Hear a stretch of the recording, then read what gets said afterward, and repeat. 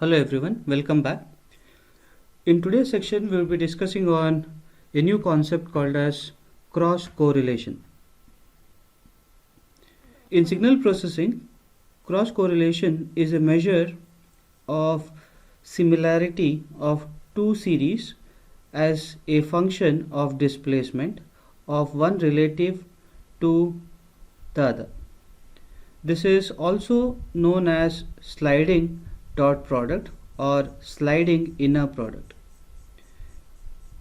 It is commonly used for searching a long signal for a shorter known feature.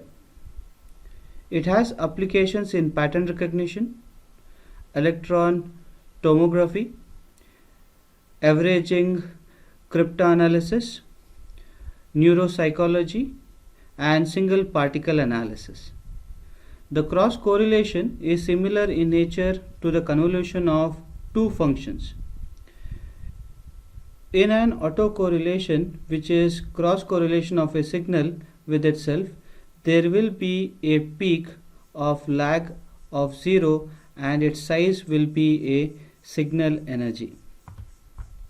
To take it further, we would be writing a MATLAB code to perform the cross correlation of a given signal to verify its properties.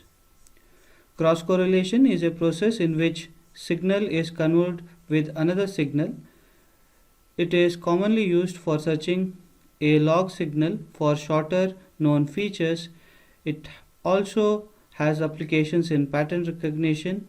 So these are the few things which I had already discussed in, and the equation associated to it is given by Rxy of L, summation of where n varies from minus infinity to plus infinity, x of n, y of n minus L, where L can be 0, plus or minus 1, plus or minus 2. So in case of finite duration signals, we can write the equation as x r x y of L is given by the expression summation of x of n into y of n minus L. Assuming our signal in the form of a xn plus b y n minus L.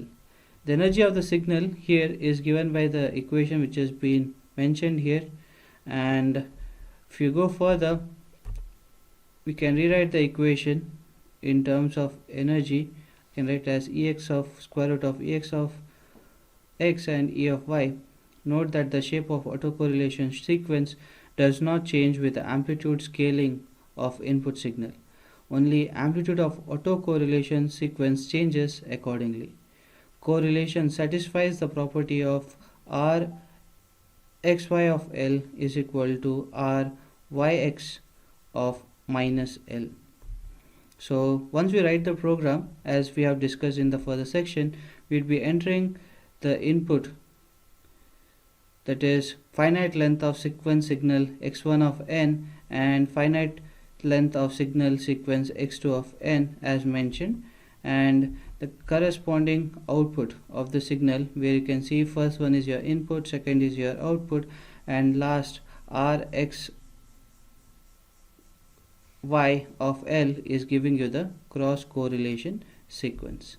So for any clarifications, kindly revert back to us in this particular email ID, LinkedIn profiles which have been mentioned.